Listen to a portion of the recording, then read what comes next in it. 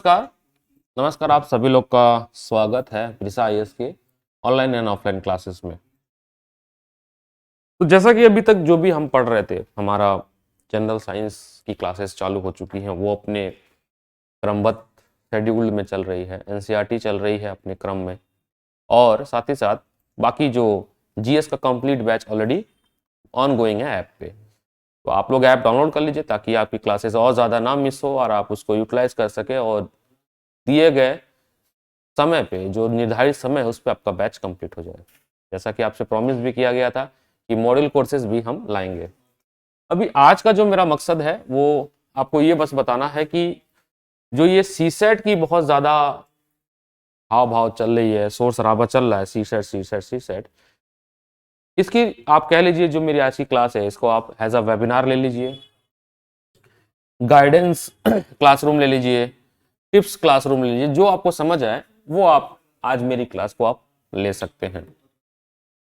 और मेरा जो आज का कंसर्न है, वो जो टॉपिक कवर करना ये है कि किस तरह से हम आपको एक टॉर्चिंग लाइट की तरह आपको ये बता पाएं कि आखिरी के जो 3 महीने अभी आपके पास बचे हुए हैं, क्योंकि नोटिफिकेशन आउट हो चुका है, फॉर्म भरने की तिथि भी आ चुकी है, और पेपर का तो है ही है कि आपका मई में पेपर होगा। तो अब समय बहुत कम बचा है। जिन बच्चों ने अभी तक सीसैट को छुआ भी नहीं है, ओवर कॉन्फिडेंस में या डर के वजह से, दोनों वजह हो सकती है, वो अब सीसैट के लिए थोड़ा सा जागरूक हो जाए।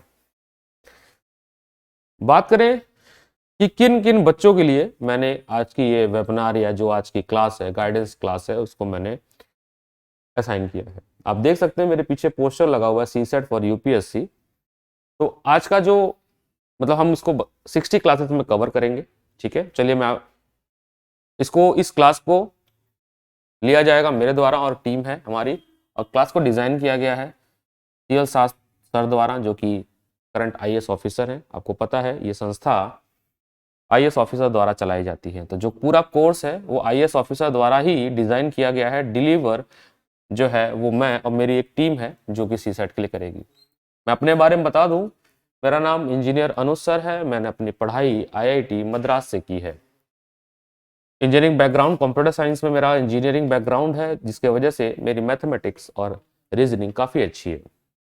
साथ ही साथ मैंने कैट के एग्ज़ाम दिए हैं, डिफरेंट मैनेजमेंट की जो एंट्रेंस एग्ज़ाम्स होते हैं, स्नैप या सी मैट या जो भी और भी एग्ज़ाम आप सोच सकते हो, उन सभी में मेरे 98-99 परसेंटाइल मैंने गेन किए हैं। साथ ही साथ बता दें आपको, जितने भी वनडे एग्ज़ाम है जहाँ पे मैथमेटिक्स जो है जिसका ज़्यादा रुझान रहता है, जैसे कि एसएससी सीजीएल या और भी बहुत सारे जो एग्ज़ाम है जहाँ पे मैथ और इंग्लिश और रीजनिंग का डोमिनेशन होता है, वो सारे एग्ज़ाम्स मैंने बखूबी क्रैक किए हैं।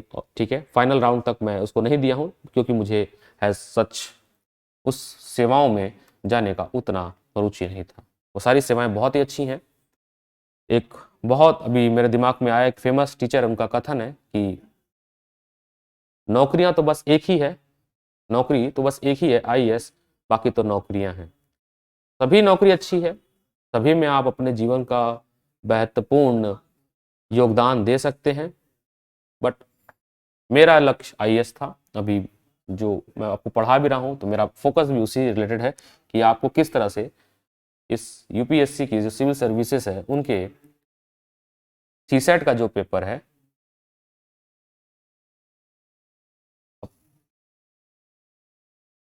तो चलिए शुरू करते हैं, थोड़ा सा समझाते हैं हम आपको।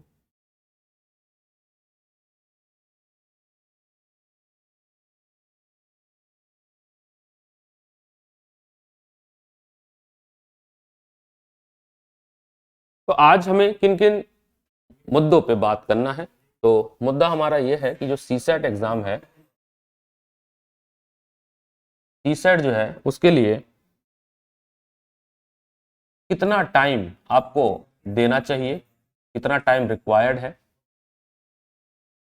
क्योंकि मैं आपको बता दूं, ऐसे मेरे बहुत सारे मित्र और स्टूडेंट हैं जो कि यूपीएससी के पेपर में जो जीएस का कट ऑफ जाता है उससे 10 नंबर ज़्यादा पाते हैं वो, लेकिन सीसेट ना क्वालिफाई होने की वजह से वो मेंस का पेपर नहीं दे पाते हैं। जबकि मुझे ये भी पता है कि वो काफ़ी अच्छा आंसर राइटिंग की उनकी पकड़ है, क्योंकि मैं उनका कॉपियाँ देखता हूँ, मैंने उनकी कॉपियाँ चेक की हैं, तो मुझे ये पूरा अनुभव है कि वो बहुत अच्छे से मेंस लिख सकते हैं। बट समस्या ये हो गई कि वो सही समय पे दिए गए समय में सीसेट की पढ़ाई नहीं कर पाए या नहीं अच्छे से उस पर फोकस कर पाए, जिससे वो मेंस के एग्जाम से वंचित रह गए। दूसरे कैटेगरी के वो लोग थे जिन्होंने सीसेट पे इतना टाइम दे दिया कि वो ये मान चुके थे कि सीसेट में टॉप करना उनकी पहली प्रायोरिटी हो गई, जबकि आपको बता दें सीसेट केवल क्वालिफाइंग है, केवल आपको 33% नंबर लाने हैं, 33% आपको मार्क्स लाने हैं 200 में से।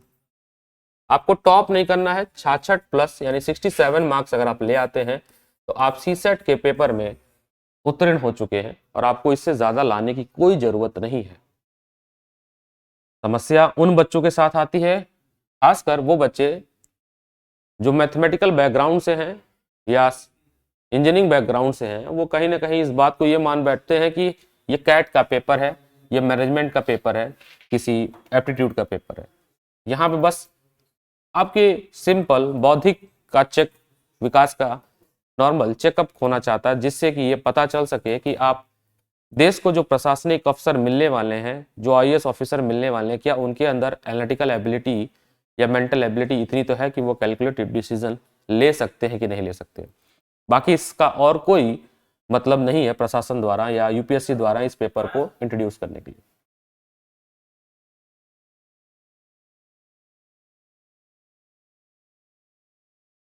दूसरा अगर हम बात करें कि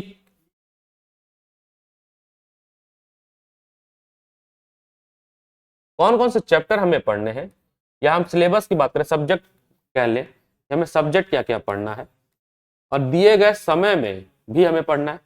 तो जैसे कि हम बात करते हैं एप्टीट्यूड मैथमेटिक्स की बात करते हैं, कॉम्प्रहेंसिव इंग्लिश की जो कॉम्प्रहेंसिव पैसेज जो आते हैं, 27 सवाल इस बार पैसेज के आए थे, ठीक है। रीजनिंग की बात करते हैं, रीजनिंग में भी जनरली तर्क बुद्धि की जरूरत ही होती है कि आपका ब्रेन इतना कैसे सोच सकता है। अब देखिए डिफरेंट डिफरेंट मार्केट में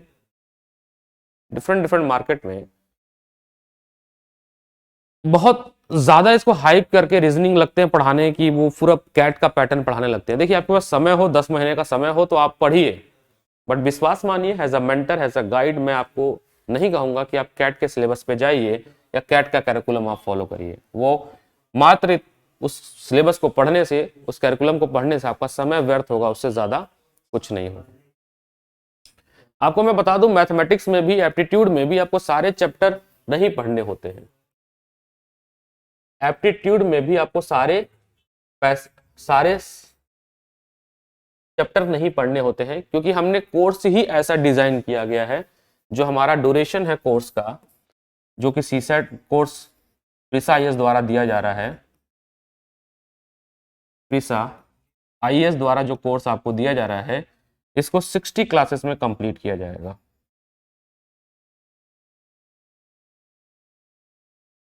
60 डेज में आपको ये कैरिकुलम कंप्लीट किया जाएगा और इस 60 डे के कैरिकुलम में आपको रेगुलर क्लासेस मिलेंगी, जो कि हर क्लास 2 घंटे की होगी और मैक्सिमम 2.5 घंटे की होगी। बात समझिएगा।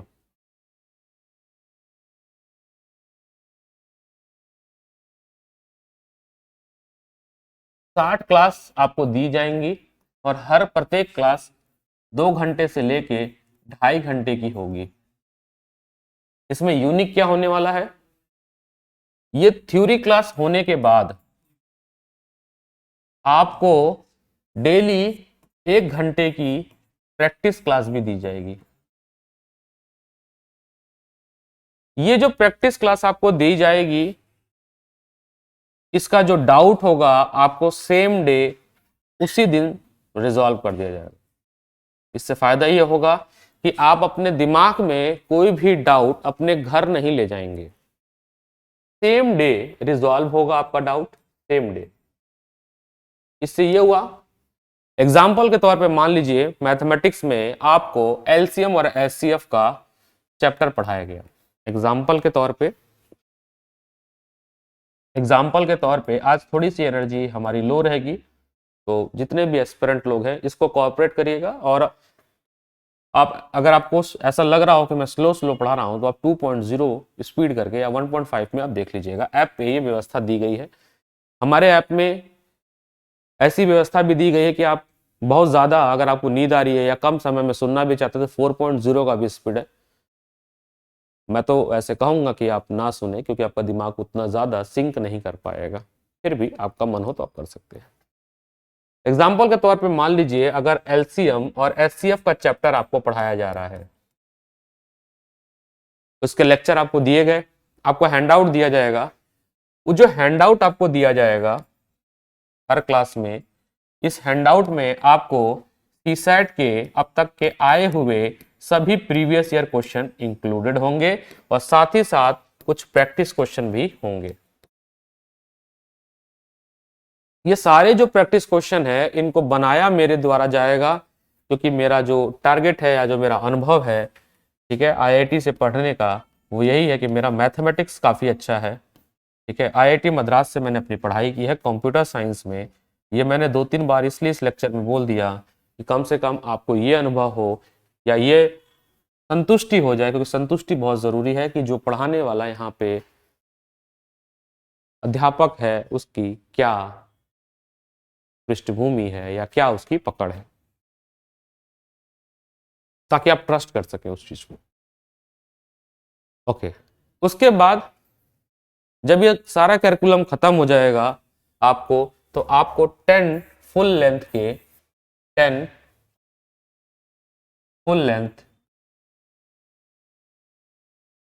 टेस्ट कराए जाएंगे, जो कि उसी पैटर्न पे पेपर होगा जिस पैटर्न पे अब तक यूपीएससी द्वारा पूछे गए सवाल होंगे, जिससे आपको ऐसा लगे कि आप 10 बार प्रीलिम्स का पेपर दे चुके हैं।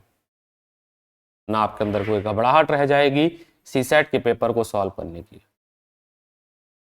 क्योंकि मैंने ये देखा है कि बहुत सारे ऐसे इंजीनियरिंग बैकग्राउंड के बच्चे या मैथमेटिकल ग्राउंड के बच्चे जिन्होंने बीएससी मैथ या साइंस से किया हुआ है, वो ओवर कॉन्फिडेंस में रहते हैं कि हमको तो सीसैट आता ही है, और इस ओवर कॉन्फिडेंस में आप विश्वास मानिए वो बच्चे सीसैट का पेपर कभी लगाते नहीं हैं।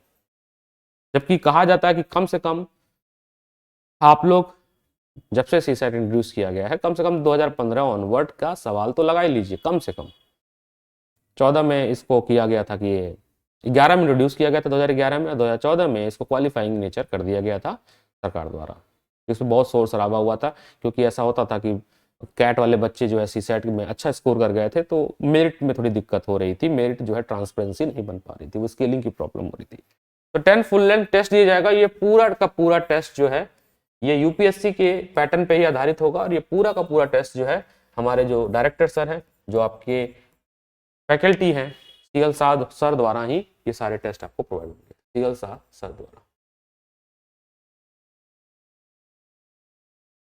इससे जब आप इतना कर लेंगे, जब आप प्रीलिम्स देने जाएंगे, तो आपके अंदर एक अलग ही उत्साह और ऊर्जा पाया जाएगा। आपके अंदर जो सीसैट की डर है, जो घबराहट है, वो काफी हद तक कम हो जाएगी, और विश्वास मानिए सीसैट से जो भय है वो खत्म हो जाएगा। अब अगर हम यूपीएससी के छात्रों को, एस्पिरेंट को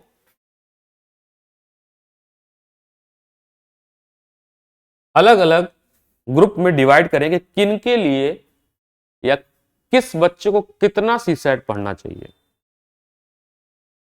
देखिए, अगर हम बात करें तो सीसैट में एक वो बच्चे हो सकते हैं जिन्होंने मैथ कभी नहीं पढ़ी थी, यानी मैथ में वो 0 हैं, शून्य, या उनका कभी वास्ता मैथ में नहीं पढ़ा। अगर वो मैथ पढ़े भी तो वो इतने अच्छे रुचि लेके नहीं पढ़े कि उसमें उनकी कमांड हो सके, या उनके दिमाग में कहीं ना कहीं ऐसा था कि हमें तो आगे चल के ह्यूमैनिटीज पढ़नी है, तो हम मैथमेटिक्स में क्यों ध्यान दें। दूसरे वो जिन्होंने मैथ पढ़ी और उन्होंने बीटेक कर लिया, या इंजीनियरिंग बैकग्राउंड के बच्चे हैं, या बीएससी कर लिया साइंस से या मैथ से, और तीसरे वो जिन्होंने मैथ पढ़ा तो, यानी कि थर्ड कैटेगरी के लोग मैथ उन्होंने पढ़ा लेकिन सही से नहीं पढ़ा, कहीं के नहीं रहे, ना इधर के ना उधर के, यानी वो भी गोल है। जो एकदम जीरो है उनको बिल्कुल डरने की जरूरत नहीं है,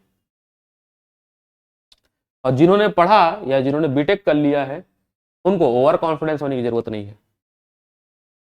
ओवर कॉन्फिडेंस बार बार मैं इसलिए कह रहा हूं कि ये बीटेक कैटेगरी वाले लोग जो बीटेक किए, क्योंकि मैं खुद बीटेक और एमटेक दोनों हूं, तो ये अमूमन उनके दिमाग में ये कहीं ना कहीं बैक ऑफ द माइंड में, सबकॉन्शियस माइंड में ये ओवर कॉन्फिडेंस रहता है कि यार भाई हम मैथ तो कर ही लेंगे। लेकिन आपको मैं बताता हूँ बीटेक की रियलिटी, मैथ तो चलो थोड़ा बहुत कर लेते भी होंगे लेकिन उनकी इंग्लिश बहुत ही खराब होती है, और पैसेज एक ऐसा टाइम कंज्यूमिंग हिस्सा होता है जिससे दिमाग फटीक हो जाता है, यानी दिमाग जम जाता है। यानी कि अगर आप लगातार 4 पैसेज कर देते हैं इंग्लिश के, तो उसके बाद आपका दिमाग काम करना बंद कर देता है। ऐसा अमूमन देखा गया है। तो क्या किया जाए, कैसे इसको डील किया जाए, इस पे भी मेरी कुछ आज विचार प्रकट करूंगा। साथ साथ मैं बताऊं कि ऐसा जरूरी नहीं है कि अगर आपको मैथ नहीं आती है तो आप सीसेट का पेपर नहीं निकाल सकते हैं।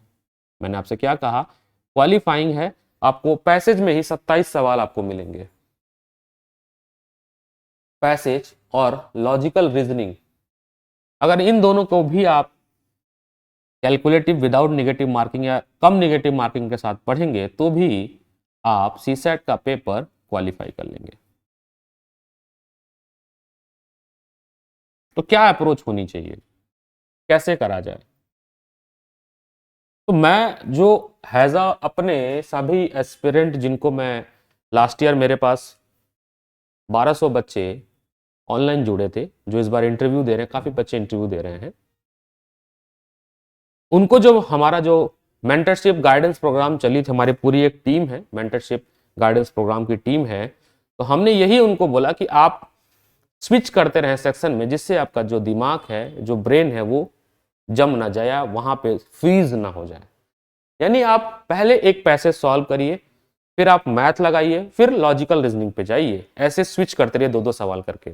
उसका ये होगा कि एक ऐसा पाया गया कि दिमाग एक अवस्था में जाके वो फ्रीज हो जाता है। अगर हम उस अवस्था को चेंज कर दें, उस सिचुएशन को चेंज कर दें, तो आपका ब्रेन काम करने लगता है। जैसे आपको कभी कभी ऐसा हो रहा होगा कि जब आप पढ़ने बैठते होंगे, 2-3 घंटे पढ़ लेते हैं, 4 घंटे पढ़ लेते हैं, तो आप बहुत थकान ऐसी महसूस हो जाती है और आपको लगता है कि अब हमें रेस्ट की जरूरत है। लेकिन अगर उसी में कोई आपको कोई मीठा खिला दे या म्यूजिक, सॉफ्ट म्यूजिक आपके चारों तरफ प्ले कर दे, तो आपका दिमाग फिर से रिजुविनेट हो जाता है और आप फिर से उसी ऊर्जा से पढ़ने लगते हैं। कुछ इसी तर्क वितर्क के साथ, इसी अप्रोच के साथ आप पेपर को भी अप्रोच कर सकते हैं। तो जो पेपर अप्रोच करने की स्ट्रेटजी है वो बहुत ही यूनिक होनी चाहिए, और हमारा जो मेंटरशिप प्रोग्राम है और हमारा जो टेस्ट सीरीज का मॉड्यूल हमने ऐसा डिसाइड किया है कि हम आपको ये सिखाते हैं कि कैसे कैसे सवाल को हमें सॉल्व करना है, कौन से सेक्शन से कौन सा सवाल और कब और कितने ड्यूरेशन के लिए पिक करना है। जब आप सवाल उठाएं तो आपको पता होना चाहिए कि किस सेक्शन से आप कौन सा सवाल उठाइए।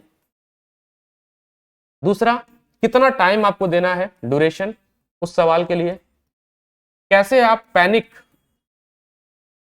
पैनिक मोड को कैसे आप हैंडल करें, स्ट्रेस को कैसे हैंडल करें, और कौन कौन से टिप्स एंड ट्रिक्स आपके पास होने चाहिए। ये सारी रणनीति जो अब मैं आपको बता रहा हूं, ये तब तक नहीं आप सीख पाएंगे जब तक आप इसको अपने प्रैक्टिस में नहीं लाएंगे, तब तक संभव नहीं है इसको सीखना।